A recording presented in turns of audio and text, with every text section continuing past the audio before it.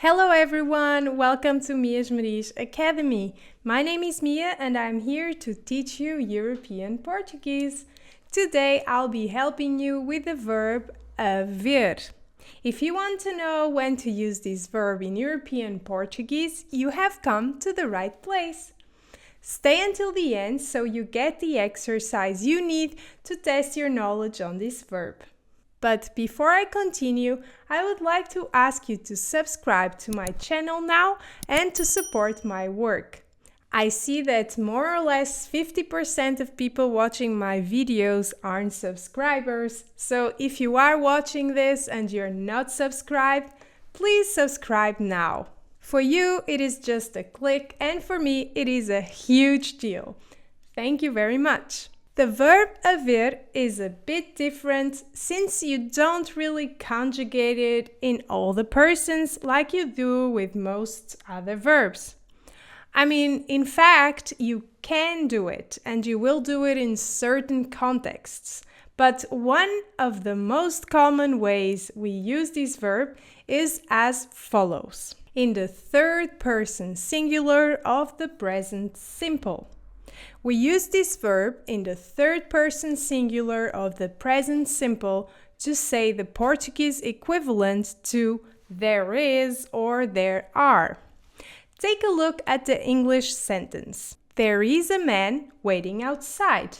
In Portuguese, we would say há homem à espera lá fora. In the same way, if we wanted to translate the following sentence, there are many chairs in this room, we would say há muitas cadeiras neste quarto. Há muitas cadeiras neste quarto. Now, I would like you to pay attention to three things. First, here you can see a difference between Brazilian Portuguese and European Portuguese.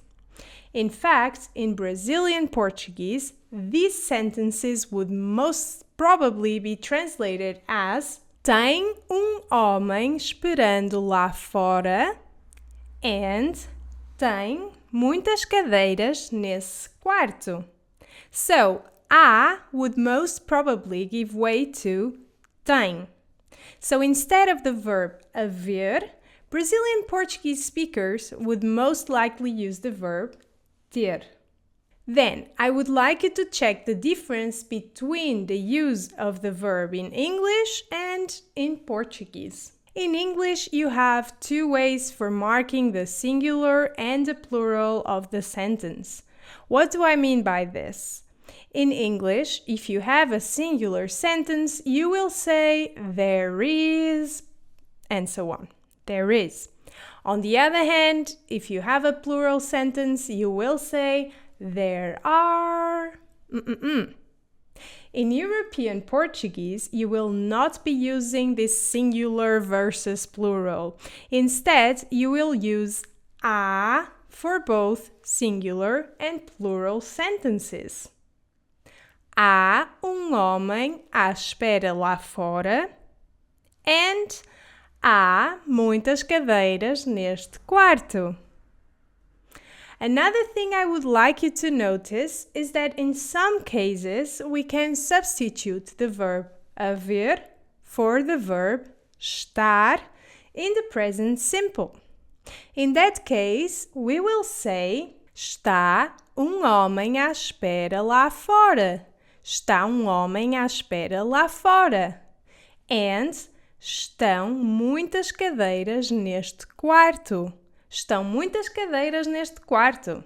Pay attention that if you do substitute the verb haver for the verb estar, you will then have to use the singular and plural of the verb. You no longer can use only the singular. You can do this when the verb haver is referring to the fact that there is or there are certain things or people in a certain place. So, when you use the verb haver related to the placement of a certain thing or person, then you can substitute it by estar. Take a look again. Está homem à espera lá fora. And Estão muitas cadeiras neste quarto. See? You substituted the verb haver for the verb estar. However, you can't do it if your focus is not on the placement of the thing or the person, but rather on its existence alone. In that case, you have to stick to the verb haver. Take a look at the following sentence. Hoje há fruta. Hoje há fruta. In this sentence, we are putting the focus on the fact that there is fruit today. You can find fruit today because it exists and you can buy it or eat it. Another example. Há muita gente que gosta de fruta. Há muita gente que gosta de fruta. This means that there are a lot of people who like fruit. There are a lot of people that like fruit. Again, we are not focusing on the place, on where these people are, but we are focusing on their existence. So you could go even as far as to substitute haver for the verb existir. Existe muita gente que gosta de fruta. Existe muita gente que gosta de fruta. Now, if you were to change the sentence slightly to focus on the placement instead of existence, as in há muita gente que gosta de fruta naquela sala, which would translate as there are many people that like fruit in that room. There are many people that like fruit in that room. You could already change it to está muita gente que gosta de fruta naquela sala, because you changed the focus from existence to placement. I hope this makes sense. Now, as I said at the beginning of the video, let's test your knowledge. Write a sentence on the comments below using the verb haver, both in a sentence related to placement and in another one related to existence. If you want to know more about this topic, don't forget to enroll in one of my courses. You can start now by clicking the link on the banner on this channel. I will leave the link below as well, and you can start with my free course. Also, again, please don't forget to subscribe. Thank you. I hope to see you in another video soon. Beijinhos!